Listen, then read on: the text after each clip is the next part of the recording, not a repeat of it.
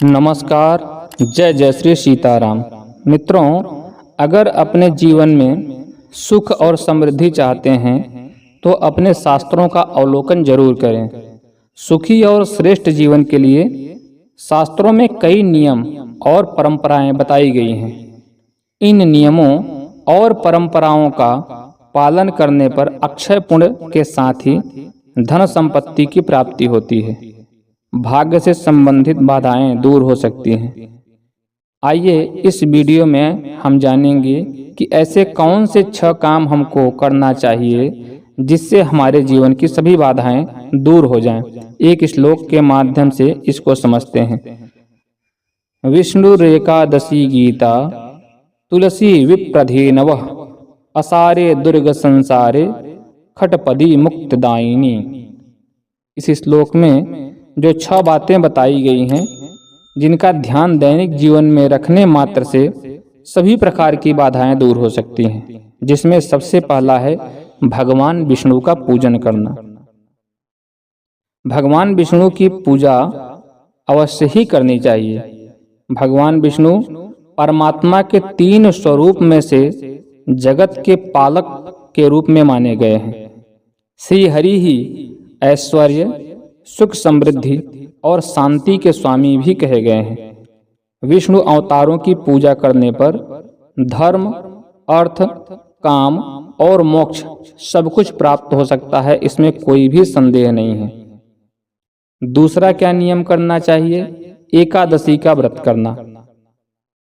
इस श्लोक में बताया गया है कि एकादशी का जो व्रत है यह अपने आप में अद्वितीय है। यह व्रत भगवान विष्णु को ही समर्पित है। हिंदी पंचांग के अनुसार प्रत्येक माह में 2 एकादशियां आती हैं, एक कृष्ण पक्ष में और एक शुक्ल पक्ष में। दोनों ही पक्षों की एकादशी पर व्रत करने की परंपरा प्राचीन काल से चली आ रही है। आज भी जो लोग सही विधि और नियमों का पालन करते हुए एकादशी का व्रत करते हैं, उनके घर में सुख समृद्धि बनी रहती है। तीसरा नियम क्या है? श्रीमद् भागवत गीता का पाठ करना। मान्यता है कि श्रीमद् भगवत गीता भगवान श्री कृष्ण का ही साक्षात स्वरूप है, क्योंकि यह भगवान के मुख से कही गई वाणी है। जो लोग नियमित रूप से गीता का या गीता के श्लोकों का पाठ करते हैं, वे भगवान श्री कृष्ण की विशेष कृपा प्राप्त करते हैं। गीता पाठ के साथ ही इस ग्रंथ में दी गई शिक्षाओं का पालन भी दैनिक जीवन में अवश्य ही करना चाहिए। जो भी शुभ काम करें भगवान का ध्यान करते हुए करें तो सफलता मिलने की संभावनाएं अपार हो जाती हैं। चौथा नियम क्या है? श्री तुलसी जी की देखभाल करना। घर के आंगन में तुलसी का होना बहुत ही शुभ माना जाता है। तुलसी स्वास्थ्य के लिए भी काफी फायदेमंद और उत्तम है। ये बात विज्ञान भी मान चुकी है। तुलसी की महक से वातावरण के अंदर विद्यमान सूक्ष्म हानिकारक कीटाणु नष्ट हो जाते हैं। घर के आसपास नकारात्मक ऊर्जा खत्म होती है और सकारात्मक ऊर्जा बढ़ जाती है। साथ ही साथ तुलसी की देखभाल करने और पूजन करने से देवी लक्ष्मी सहित सभी देवी देवताओं की कृपा प्राप्त होती है।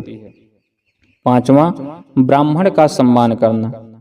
पौराणिक मान्यताओं के अनुसार ब्राह्मण सदैव ही आदरणीय माने गए हैं। जो लोग इनका अपमान करते हैं वे जीवन में दुख प्राप्त करते हैं। ब्राह्मण ही भगवान और भक्त के बीच की अहम कड़ी है। ब्राह्मण ही सही विधि से पूजन आदि कर्म करवाते हैं, शास्त्रों का ज्ञान प्रसारित करते हैं, दुखों को दूर करने और सुखी जीवन प्रदान करने के उपाय भी बताते हैं। अतः ब्राह्मणों का सदैव सम्मान करना चाहिए। कहा गया है कि दैवाधीनम जगत सर्वम मंत्राधीनम ते देवता ते मंत्रा ब्राह्मणाधीना तस्मात् ब्राह्मण देवता।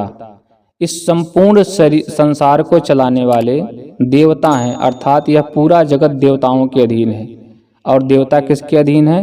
मंत्रों के, अर्थात सही विधि से अगर सही छंद में मंत्रों का गायन उच्चारण किया जाए तो देवता भी साक्षात रूप से प्रकट हो सकते हैं। और ये मंत्र किसके अधीन है? ब्राह्मणों के अधीन, क्योंकि उन मंत्रों को ब्राह्मण साधनाओं में साधते हैं। इसीलिए ब्राह्मण पृथ्वी के देवता के समान हैं, उन्हें भूलोक के देवता के रूप में मान्यता प्राप्त है या उन्हें भूदेव भी कहा जाता है। छठवां है गाय की सेवा करना। इस श्लोक में जो बताया गया है, गौ यानी गाय का बहुत ही बड़ा महत्व है। जिन घरों में गाय होती हैं वहाँ सभी देवी देवता वास करते हैं। गाय से प्राप्त होने वाले पंचगव्य गोमूत्र, गोबर, दूध, घी, दही, ये जो भी हैं ये हमारे स्वास्थ्य के लिए बहुत उत्तम है और अपने आप में पवित्रतम स्वरूप में है। ये बात विज्ञान ने भी स्वीकार की है कि गौमूत्र के नियमित सेवन से कैंसर जैसी बीमारी में भी राहत मिल सकती है। यदि गाय का पालन नहीं भी कर सकते हैं किसी परिस्थितिवश, तो किसी गौशाला में अपनी श्रद्धा अनुसार, सामर्थ्य अनुसार कुछ धन का दान कर सकते हैं या कुछ खाद्य सामग्री, घास फूस तथा जो गौ को अर्पण किया जा सकता है उसे जहाँ कहीं गौ दिखाई पड़े अर्पण भी कर सकते हैं। आशा है यह वीडियो आपको काफ़ी रोचक और ज्ञानवर्धक लगी होगी। आपकी क्या राय है हमें ज़रूर अपनी राय को कमेंट में बताइएगा। और हाँ, अगर चैनल में नए हैं तो आपसे हाथ जोड़कर प्रार्थना है कि आप चैनल को सब्सक्राइब करके बेल आइकन दबा दें, ताकि हमारा भी मनोबल बढ़ता रहे कि हमारे द्वारा प्रेषित की गई जानकारी आपको अच्छी लग रही है। और अपने सगे संबंधियों से भी ऐसा करने के लिए प्रेरित कीजिए। पूरे वीडियो में अंत तक बने रहने के लिए आप सभी का हृदय से धन्यवाद। नमस्कार। जय जय श्री